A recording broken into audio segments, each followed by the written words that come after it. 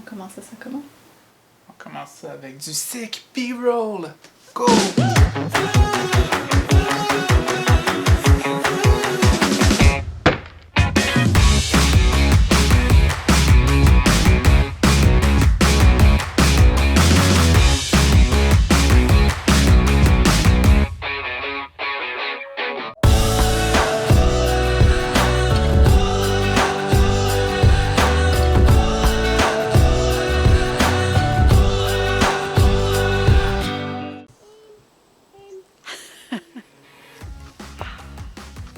Aujourd'hui, on commence la phase 2 de l'extérieur. L'été est passé tellement vite qu'on est rendu à l'automne, puis on commence ça à la mi-septembre. Si on recule un petit peu dans le temps puis qu'on revient en fait au printemps, on a comme commencé la phase 2 de l'épisode où on avait rénové le balcon. Là, on est descendu un peu plus bas que le balcon puis on a joué plutôt dans nos plates-bandes parce que ça faisait comme des escaliers avec de la pierre des champs puis c'est pas exactement ce qu'on aimait. Puis cet été, on n'a pas touché à grand-chose, mais on a donné le paquet cet automne. Ouais, on a attendu qu'il fasse un peu moins chaud parce que je pense qu'on a essayé de commencer cet été de charrier des roches parce que toutes les pierres des champs étaient empilées mais En train de en tomber. train de débouler. On a toutes dépilé nos roches, on a joué là-dedans, on les a triées. Ça n'a pas été le fun. Ouais, c'est pas vraiment quelque chose, tu sais, c'est lourd, ça se prend mal, c'est sale, il y a des bébites. Les filles nous ont aidés un peu, c'était bien là, pour ça, mais c'est quand même pas une job qui était si intéressante, puis c'est pas quelque chose qui fait un gros changement, c'est juste, c'est plus droit, c'est plus solide. Au final, de placer des roches, c'est un peu comme faire un casse-tête parce que toutes les roches ont des épaisseurs différentes qui varient des fois sur une même roche. Ils ont toutes des formes différentes, fait que là, il faut trouver comment tout ça s'emboîte les unes avec les autres pour refaire de quoi qui a l'air droit et solide.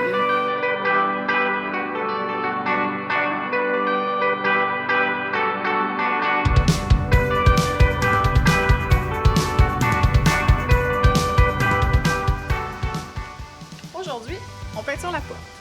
On a attendu longtemps, on attendait le moment idéal. Il fallait pas que ce soit trop chaud, pas trop froid, parce que la porte va devoir rester ouverte toute la journée. Là, aujourd'hui, c'est une journée annoncée 17. Je pense que c'est bien. Si vous vous souvenez de la première partie de l'épisode, je sais pas quel numéro, Il n'y a pas de numéro. l'épisode balcon partie L'épisode 1. ici. On avait parlé que notre maison avait l'air d'une maison typique américaine avec le drapeau américain. Fait que notre plan, c'était un peu de changer le look puis de brasser un peu les choses. On avait déjà commencé l'an dernier en faisant la rampe. La rampe est rendue en bois, couleur bois, au lieu d'être blanche. Puis on s'est dit, pourquoi pas faire un petit peu plus de pep en changeant la couleur de la porte? Parce qu'une porte grise, c'est déjà mieux qu'une porte blanche, mais c'est gris. On est quand même fanatique là, des portes de couleur, les gens qui osent mettre une couleur, fait qu'on a mis un petit peu de personnalité là, dans la porte. Ouais, pour nous, on trouve ça super le fun de dire « Ah oui, c'est la maison avec la porte. » Tu sais, ça permet de la différencier du restant du quartier. Dans notre quartier, en fait, toutes les maisons se ressemblent pas, mais n'empêche que ça permet de différencier un peu les maisons. Donc, on a passé une grosse journée à peinturer cette porte-là. On a bien préparé, on a bien fait notre travail, on était satisfaits du résultat. Quelques journées plus tard, on a eu de l'aide pour une autre partie de nos rénovations qui est la douche, si vous nous suivez. Ouais. Peut-être le prochain épisode ou le suivant, mais c'est aussi quelque chose qui s'en vient. La saga de la salle de bain. La saga de la salle de bain. Mais ouais, notre belle porte, tout fraîchement peinturée, s'est faite abîmer par notre helper. En fait, elle s'est pas fait abîmer. On pensait que c'était abîmé, mais finalement, c'était juste sale. Là. J'ai peut-être passé un 10 minutes à frotter doucement tout le temps Les que... marques sont parties. Ouais, c'est ça, les marques sont parties.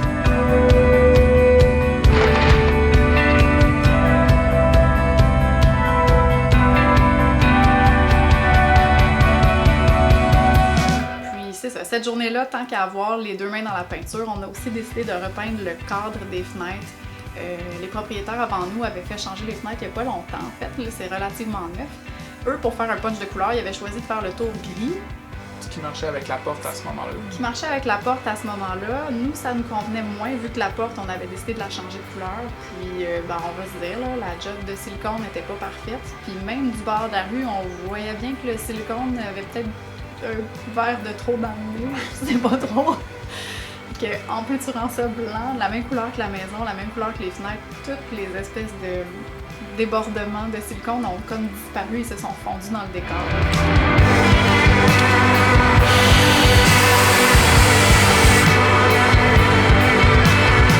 On allait mettre des volets, ça c'était déjà un projet qu'on avait en tête. On trouve ça super beau, même si c'est plus utile, ça n'a plus l'utilité que ça l'avait auparavant.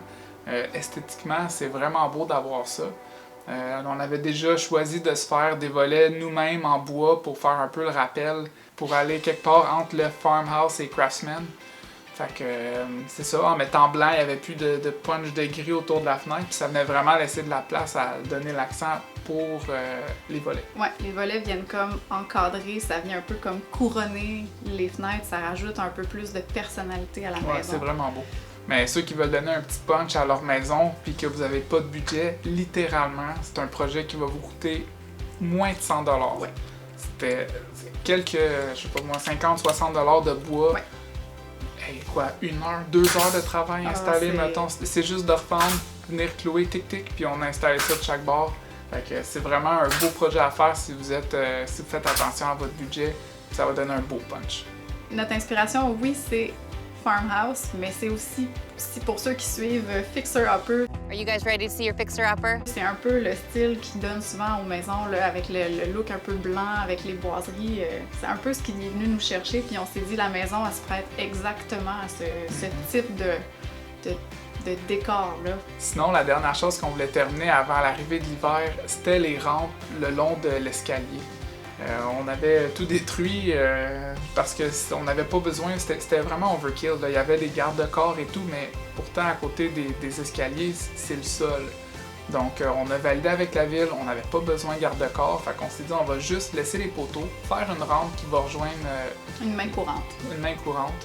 Merci pour les bons termes. Mais on s'est un peu fait prendre que le temps qu'on détruit tout ça puis qu'on recommence la construction, ben il s'est mis à neiger puis à faire plutôt froid. Dans un souci d'économie puis de solidité, en fait, les poteaux qui étaient existants, on a choisi de les garder. On a vraiment démoli toute la partie verticale des petits poteaux puis la rampe, la main courante en plastique. Mais on a gardé les colonnes. Ils étaient déjà coulés en béton avec une rotte d'acier. Fait que c'était comme difficile de les démolir sans abîmer la dalle de ciment. On a choisi de les garder puis juste de les recouvrir de bois. Comme ça, on s'assure, comme je disais, que ce soit plus solide. Ça revient quand même moins cher parce qu'on a acheté encore le même bois que pour les volets. On a juste fait un espèce de sleeve ou de manche. On l'a glissé par-dessus. Ça a fait la job. Ça vient compléter. On a pu se donner le trouble de les démolir puis de repartir quoi que ce soit. C'était solide, c'était bien en place.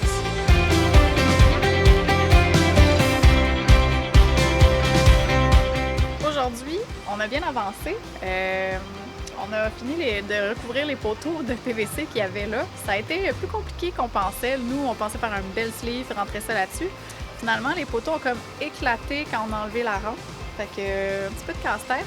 On a été chanceux quand même de juste pouvoir les terminer. On a eu une petite frousse là. Le matin, on s'est levé il y a quelques jours, puis il y avait de la neige au sol. Fait que pendant 2 jours, c'était vraiment froid avec de la neige. On s'est dit, ça y est, notre projet, on le terminera pas cette année. Finalement, chance, il y a un beau redout. Fait que là, on a pu travailler dehors sans se geler les mains, ce qui est vraiment agréable. Ce qui reste à faire pour les poteaux, c'est de faire des beaux petits chapeaux, parce que là, on est rendu trop gros pour acheter tout fait. On va le fabriquer nous-mêmes. Et évidemment, une rampe, parce que l'hiver, avec ces belles marches en béton, c'est glissant, ça prend une main courante.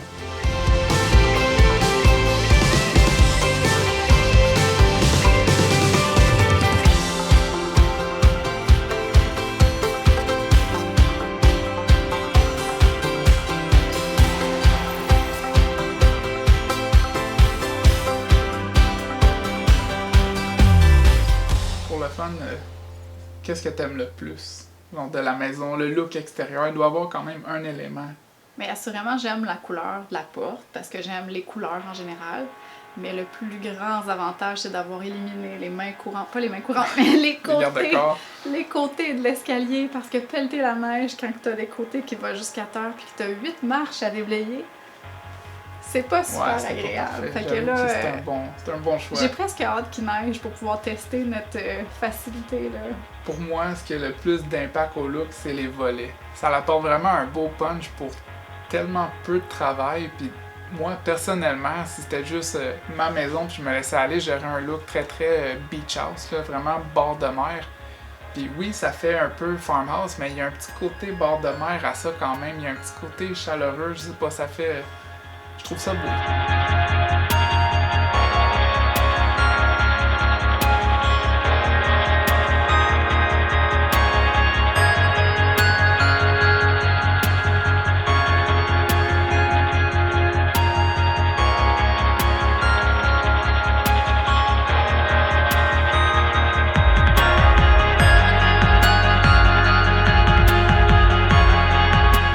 On espère que vous avez aimé cette vidéo, comme on espère aussi que vous aimez toutes les vidéos qu'on sort. On vous invite à vous abonner.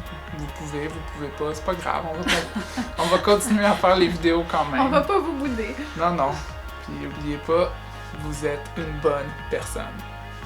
C'était pas ça. Non. Il est tard, on va aller dormir. Bye!